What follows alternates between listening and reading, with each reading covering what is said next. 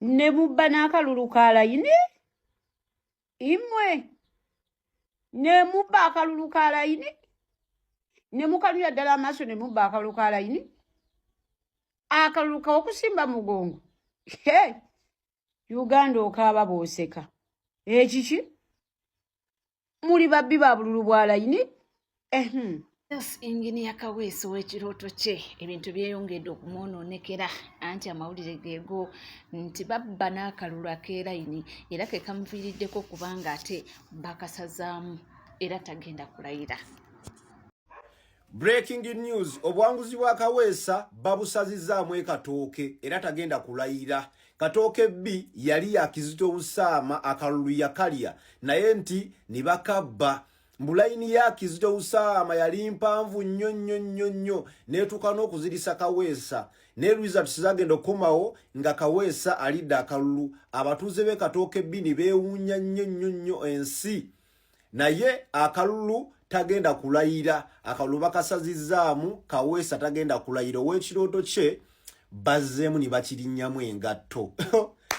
Baba ola luli yali azirise ng'alabye layini kati ate basazizaamu obuwanguzi. Tagenda kwetta ow'ekirooto kye ebintu munange mwononekedde era ne leero ekirooto kiganye tekigenda kubanga kituukirira. Ate munange tubadde tukyali ku ebyo eno omukulu Kajoba n'avaayo ng'awanda muliro era kakasiza aba NUP nti temulina kye mugenda mukola era tebajja mugoba musaaga.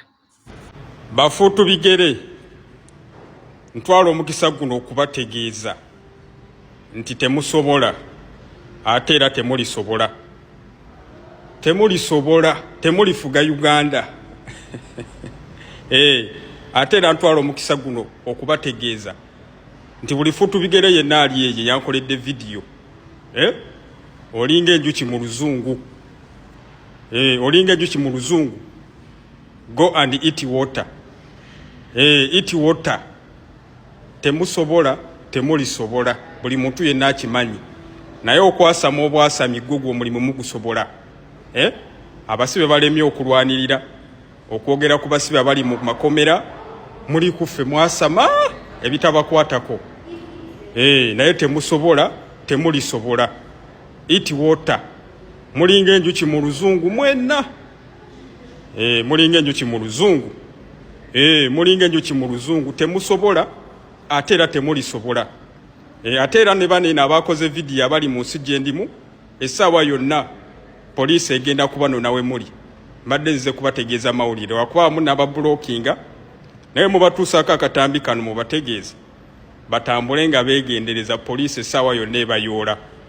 Vidiyo nazitute ku poliisi njagala mbamalemu akajanja akamanyiira abantu. Vidiyo ziri ku poliisi nazikwasizza dda poliisi nemba nnyonnyola n'ebigambo byonna bye mwayogedde nga muntiisatiisa. Kati katulabe kunze nammwe ani agenda okusooka okudda e Uganda. Mbabuulidde tuteekomyewo n'agamba nti n'ekitebe kya NUP kyetaaga kumenyawo mbwe ekisooka kiri mu reserve. Bintu bingi nnyo byayogedde naye nga womanyi wano abaana bo bakwanukula tebakulekeramu. Ekitebe kya NUP ekyo kyetaaga kumenyawo bannaaye. Abamenya obuyumba obuli ku nguudo bukiyosiki biki. Ekitebe kya NUP ekyo kyetaaga kumenyawo. Ekisooka kiri mu road reserve, ekyokubiri kiri congested, ekyokusatu nanyini kyo yadduka n'agenda kiri awo ekifo kiri empty. So government badusaba ekizimbe ekyo kimenyebwewo bateekewo ebigenda okuyamba. Omutwe omunene gukumenyera ki? Omutwe oyina munene naye ate ebiguvaamu tebitegeerekeka. Ate nno okusooka nze nali mmanyi nti oba AI oluusi ne ndowooza nti oba yali filter naye nagenda okwetegereza nga just omutwe munene bunene. Ate edda nali mmanyi nti buli alina omutwe omunene abeera tategeera naye nagenda okyetegereza nga gwe wekka atategeera. Kati lwe mukiraba nti awali ekitebe kya NUP wali walina kubeerawo kya yero mbo kati mukyegomba. Kamulabe emyaka 4 n'omusobye bye mumaze mu buyinza temumanyi kukozesa bifo biri mu ggwanga. We mwali mulina okuteeka ekitebe mwateekawo supermarket ewalina okubeera supermarket ne muteekawo shero y'amafuta, ewali walina okubeera shero y'amafuta ne muteekawo essomero, ate ewali essomero ne muteekawo ofiisi. Kati ffe twagala just tubalageko nti kifo ki awalina okubeera essomero, kifo ki awalina okubeera supermarket, kifo ki awalina okubeera ekitebe. Ate kati ekyo ekitebe kye mulaba biwere ekyekamookya mukwano NUP erina ebitebe. Laba nno bananyumiza mwakoowa. Ffe tulina ebitebe ate nga binyirira bitya. Buli luvannyuma lwa mwezi tuzzaako langi empya. Mwe mulina kifulukwa emyaka 4 n'omusobyo temulina kitebe kye mulaga kinyirira, mulina kiyumbayumba. Mujja genda mutegeera mpola. Mbakakasa nti ekyo ekitebe ky'ekamookya kijja kubeerawo ate era kikyaliwo mpaka. Ate tukyazimba ebitebe ebirala bingi nnyo. Okategedde kaakati musajja wattu omutwe gukumenyera bwereere. Mujja kiwulira NUP balimu 10-0. Ate tukyaliyo nti n'omukulu Pulezidenti Yoweri Kaguta Museveni nti naye avuddeyo n'alaga butali mativu mb'abaana bavuma mb'omulala n'atavuma mbwera bavumirako n'abantu be. Wano nazo nimbagamba oku atendesa obuyo okuvuma abantu egenda kukoma. Ne Pulezidenti Museveni agamba bino kubanga he insulted me. He insulted my mother. And even if it is true, even if what you are saying is true, suppose somebody's mother is a prostitute, and you say your mother was a prostitute, it may be a fact. But the other man will bring a case against you. It's called Oxtiora. Oxtiora is to mock somebody with facts, which may be true, but why are you bringing them up? What value are you bringing them up? It's a case. Oxtiora. He said my mother was like this. Hey, you man, what value was that to you?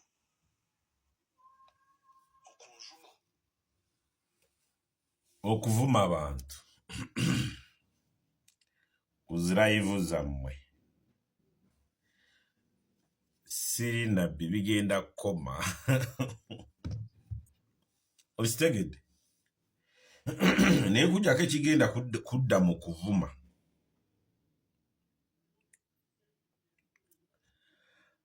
Buli omu agenda kudda kusigalanga waali. Nga walaba ngu omukatuliki sigala mu katuliki, mukristaayo sigala mu kristaayo, musiraamu mu adventi, mu ow'ebishaka okwawukana kubaireho. Kati NRM bwetabuka tovaayo gundi, sigala mu NRM. Nuupu bwetabuka tovaayo sigala mu Nuupu. Sorting ebya Nuupu. Sorting ebya NRM instead kuddukayo. Nenge kudda wano ne muleekaanira abantu ne muvuma abantu. Reasoning omuntu si kubwatuka ebigambo by'emizinga oba biringa emizinga. So mujakkiriza mpola. Ate ono yavuddeyo n'agamba nti abantu abasinga abo abamu baali bamanyi nti revolution kuba kulonda ne kugwa ne bababba akalulu ne musirika nti naye si kyekyo nti ate mmwe abavaayo okubuuza nti muzzaako ki baba mu expectinga nti bajja balekeramu nga tebabaanukudde. I'm seeing Ugandans who thought that revolution was just voting in an election or going to the bush to remove Museveni, complaining and saying that we are playing in people's business. Yet these are the same people who were asking us to Zakoshi. The same people who are complaining now. But I want to tell you, my fellow people in the struggle, once you see an enemy is complaining over what you are doing, just know you are doing the right thing.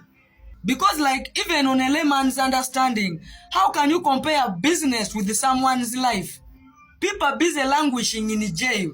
There are people whom we don't know where they are just because of supporting an opposition. The same people who are siding with the oppressor are the ones again coming out to say everyone has got the right to support whoever he or she wants. But on the other hand, they don't allow us to support whoever we want. You are the same people who were asking us to Zakoshi. If at all there are people who don't want to tell you the gospel truth, we are just starting. We are coming down up to the grassroots. Business people, we are coming. And we want to start with the foreign investors. We are going to boycott their business. We are to buy goods in the shops of Ugandans. We are starting from there. Because for foreign investors, they are being given tax holidays. And again, overexploit Ugandans. We are just starting. For your musicians, you are saying if we boycott them, we are promoting them instead. We are going to promote for your musician. Paka kuhulira bubi. You are saying we are promoting them. Sicho, tuja. And NRM supporters, what makes you think that you are the one to decide for us what to do? Eh? You have been asking Tuza Coach, Sicho, tuja. Even the event organizers, we are coming. Ato kumanyantino, these NRM hooligans, they don't know anything. Which means all along these people have just been thinking that revolution is voting in an election, institution or laws, or going to the bush to come and remove Museveni. We are just starting. And having known that the ruling government is the victim of the situation, we are starting with the foreign investors' business. Boycott, buy things in Ugandan shops. Let everyone feel the pain that the oppressed Ugandans are feeling. This is a peaceful strategy. There is no one you are going to beat. There is no one you are going to steal. But you are just deciding on how you are to use your money as an oppressed Ugandan. Musicians, we are going to show you that your being musician does not help Ugandan as a citizen. And being an influencer, you have to use your voice to better the life of your people. Not just singing for them, Simanyizi Nankudi only. We are going to show you how an influencer is supposed to behave. Why is it that if you have gone to sing in NRM, you don't say that music aside? And if the oppressed Ugandans have turned against you, you are saying politics aside. So you went there to sing for NRM as was in what? Isn't it not influencing the people who follow you to go and vote for them? Tuja. Tuvuddewo nga byonna bigenda mu maaso. Omwana avuddeyo n'agamba nti obadde okimanyi nti waneno mu ggwanga Uganda okwagala ensi yo nagwo musango. Kino nakyogedde olw'omuganda waffe eyakomeddwako omuliro. Wano mu ggwanga lyaffe ekyokwagala ensi yo gwafuuka musango gwa nnaggomola. Buli w'oyagala ensi yo ekiddiira kuba kufa, kuba kunoonya kutemula kukuba masasi, kuba kwokyeza mu nnyumba nga bwe bakoze muganda waffe ono ne bamukwata ne bamuggalira mu nnyumba ne bamwokyeza mu nnyumba, kuba kutwala mu basement, kuteeka mu basement, kuba kubuzaawo. Buli w'obeera wano mu ggwanga ng'oyagala ensi yo, ng'olwanirira ensi yo ebeeremu emirembe, manya nti obulamu bwo obutadde mu katyabaga. Tetugenda kutya kuteeka bulamu bwaffe mu katyabaga. Wekiba nga kyekisoboka nti buli omu bagenda mwokyeza mu nnyumba, mugenda twokyeza mu nnyumba basajja mmwe. Buvumu ki bw'ofuna omwokyeze mu nnyumba agende, gw'osigale ku nsingo otaayaaya olya butaala? Basajja mmwe mugenda kufa bubi. Mugenda kufa bubi, mugenda kufa mwetaguza lujjo basajja mmwe. Omwana w'omukazi ne mumuyisa mu ngeri efaanaganako bw'etyo. Omuntu n'avaayo n'alaga nti alumiddwa. Abamu bwe baakutteko ne babakwata ne babakomyawo wano e Uganda. Mwalumye ogwe wansi n'ogwe waggulu. Era ku buno obudde bunoonya buli muntu eyavuddeyo n'akolera vidiyo abo abantu abayisa mu pulezidenti waffe amaaso. Basajja mmwe muli babi nnyo. Basajja mmwe tubakolimira. Mujja kufa bubi, abaana bammwe bajja kufa bubi, n'abazzukulu bammwe bajja kufa bubi. Omwana w'omukazi ne muyisa mu ngeri efaanaganako bw'eti. Kati kye mwatandise kyakwoseza abaana mu nnyumba kati mukyabakwata batwala mu basement mubosheza mu nnyumba. Kaya tukkiriza mutwoche. Naye tugenda kufa ku kyakwogera ku ku nsi yaffe. Tetugenda kufaayo bamutwokyeza, tetugenda kufaayo bamututte mu basement basajja mmwe, tetugenda kusirika, temugenda tusirisa. Tewali agenda sirika. Omwana w'omukazi ne mumuyisa mu ngeri efaanaganako bw'eti. Mmwe abajjanga emmombo ze, mmwe be twasembeza, abaali tebalinake mulina, mwali badde mukwatibwa ku nnaku. Nze waliwo ebiseera bituuka ne neebuuza bajjajja baffe baabakola ki basajja mmwe tukibasasule. Ki kye baabakola bajjajjaffe? Mukitugambe nti baatukola kino ku ngeri gye muyisaamu bannansi engeri efaanaganako bw'eti. Tujja kulwana, basajja mmwe tujja baboola, tujja kuboola abaana bamwe, tujja kuba n'abazzukulu tujja kubaboola.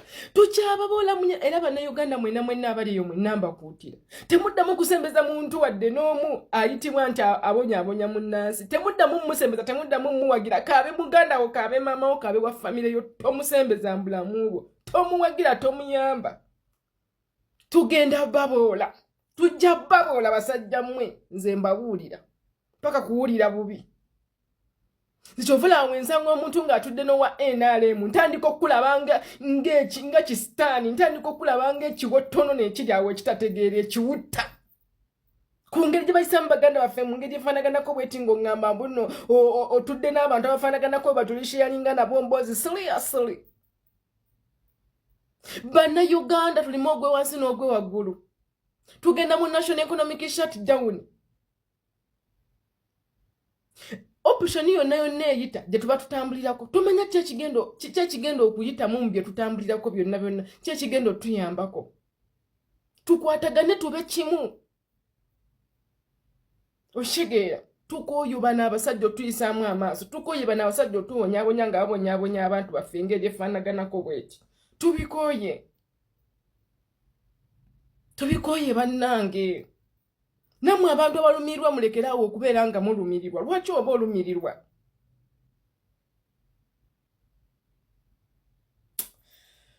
Muganda waffe tumuteeke mu ssaala. Tumuteeke mu ssaala, Mukama Katonda amuwonye bulungi. Kubanga bano abasajja tebalina nsonyi, bakyakola n'abalala ebintu bingi nnyo. So n'okuwulira enkeera nti Nupu Queen bamuwambye tekikwewuunyisa. Because embeera zaabwe, emitima gyabwe gye bagamba buli kaseera gibalowoozesa kutta abantu, gibalowoozesa kutabuusi musaayi buli kaseera. Every day, every time babeera mu kulowooza kutugumbula Bannayuganda.